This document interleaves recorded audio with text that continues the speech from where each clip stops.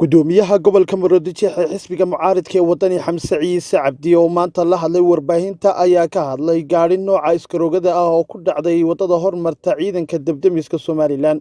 waxaanu fariin u diray shacabka ku dhaqan caasimadda Hargeysa isagoo ugu baaqay inay ka tashadaan golaha deegaanka caasimadda Hargeysa waxaanu yidhi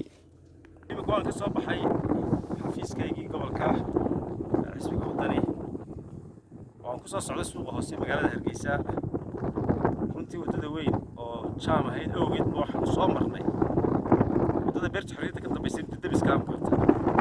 nasiib darrada ugu weyn caasimadda Hargeysa oo weeysa nasiib darrada ugu weyn caasimadda aan lahayn hala tartanto caasimadda Geeska Afrika ayaan darada ku dhacday Maayir Soltekaas oo Maayir waad arkaysaana waxa ku dhex go'ay meesha marka horeba way goonayd nin maskiin aanu nimo yiri anaa buuxinayay wadada oo anaa buuxinayay laagta waxaan ku buuxinayay waliba si tabarucaada waxyeelaa soo gaadho gaarigiisii meesha kaga dhacay waxaa la oranayaa war meeshani maanay dawladii ka jirin maaday dawladii hoose Maayir Solteka waxaan leeyahay war caasimaddu way ku eedee waxaad ka shaqaynaysaa dibindaabyada caasimadda waa Maayir caasimaddiisii la dagaalamaya waa Maayir magaaladiisii la dagaalamaya waxaa tusaale idinku filan maalintii dhaweyd ee sida axmaqnimada ku jirto uu sabadaha u soo dhigay degmada Axmed Lagax gaar ahaan wadada garoonka hormarta ummaddu waxay aad iyo aad ula yaabtay waxa kalifay sababtan uu soo dhigay kaabadaha waxaan leeyahay madaxweyne Muuse wadigii oran jiray sharciga sareeya madaxweyne maan soo talka sharcigu qabanayn bal caasimadii sidoo u galay eeg waxaanu ognahay madaxweyne maalintaad meel booqanaysid wadada yaraad maraysid ayaan yaro daamur la dhigaa madaxweyne wadankii caasimadii Hargeysa golihii deegaanka loo doortay ama maayirkii ka mas'uulka ahaaba waad arkaysaa sidoo u galayo waxaanu baaq dheer aanu leenahay dadka reer Hargeysa war maydaan damiir lahayn oo idaan arkeen caasimaddiisa noqotay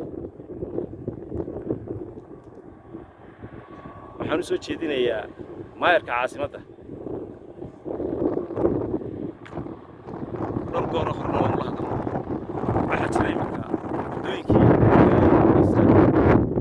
soomaantii cabaayay tiidaami tiyaartoomar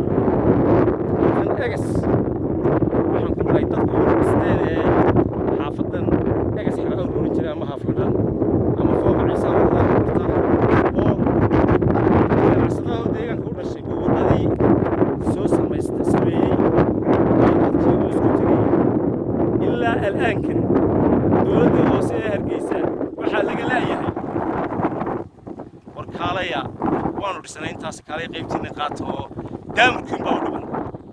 markay u taag waayeen cid allaale cid ay kala hadlaan arrintaas wadadii way baabaaday tacab badanna waa la geliyay waa la ogaa wadadaas dhagaxaanta iyo siday ahayd waxaan ku waxa u dhinaa oo kaliya tajaygii iyo daamurkii Soltelku si bareera ayuu ugu diiday inuu alaabtii dawladda hoose ama qalabkii dawladda hoose inuu soo diro iyagoo waliba haya qaybtii lacagtii ay xaafadda ay iska ururiyeen waxaan leenahay qalabka dawladda hoose Hargeysa haysatayna waa loo yahay waxa weeyaan kaalintii dawladda hoose Hargeysa lagu iibiyay hadaba waxaan soo jeedinaynaa ummadda maayirka hadduu noocaa noqday tashada idinku baan leenahay maayirka hadduu noocaa noqday uu ka dhaga adeegay waxyaabihii horumarka la odhanayay warkaale wadadii waan samaysanay qaybtii dawladda hoose keen iminka reer October way hayaan qaybtii ay contribution ka qayb qaadanayeen iyadoo marka horeba ay xaaraanteen marka horeba ay contribution ka wadada oo xaq loogu lahaa dawladda hoose iyada qalabkii haysata iyada daamurkii haysata iyada jayga haysata haddana iyadoo ay cayn ka tahay ay dadku qaybtooda bixinayeen wadadii oo ognahay cabaystay tahay haddaba waxaan leenahay war ummadan sidan loo galayo war ummadan bareeraha noocan Soltelku hadaba uu ka haystaa la hadal madaxweyne aduu kaalib haystaa oo ognay xaqiiqiyan aduu kaalib haystaa waxaan leenahay ummadda reer Hargeysa ooyaysaa ha tashato waxaan mar labaad haddana baaq u jeedinaynaa Maayir Solteka waxaan leenahay Maayir war shaqadii lagu igmaday ka soo baxay dad ka soo bixi weydid haddaan nahay xisbiga mucaaradka ee wadani gaar ahaan gobolka Maroodijeex tallaabooyin baan ku dhaqaaqi doonaa sharcigu noo banayn doono